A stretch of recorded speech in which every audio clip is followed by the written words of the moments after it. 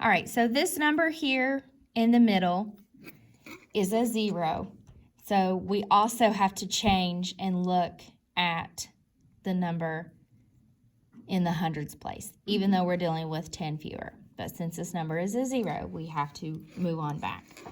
So 10 fewer would be 293. Okay, because this number is a 9, if we were going up 10 instead of back 10, we would have to change this number up 1. So Gavin read 293 pages. Anytime there's a 9 or a 0, those can be kind of tough. Don't let those confuse you. Okay, moving on to page 132. There were 135 buttons in a jar. After Robin put more buttons into the jar, there were 175 buttons in the jar. How many groups of 10 buttons did she put into the jar? Okay, so there were 135 buttons in a jar after Robin put more buttons. So if we start at 135, I'm going to go up here and do this one.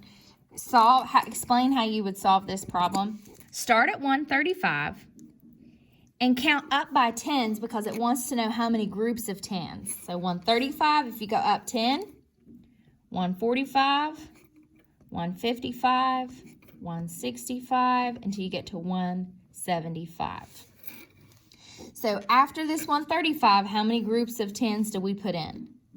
1, 2, 3, 4. 4 groups of 10 buttons. And that's all you have to do to explain it, is just show how you've counted up by tens. Write the next number in each. Go ahead and pause this video and do these on your own. Okay, 162, 262, 362, 462. You're going up by how many each time?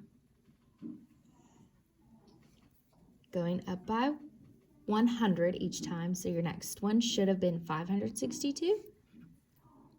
This one you should have had 387, and this last one you should have had 349.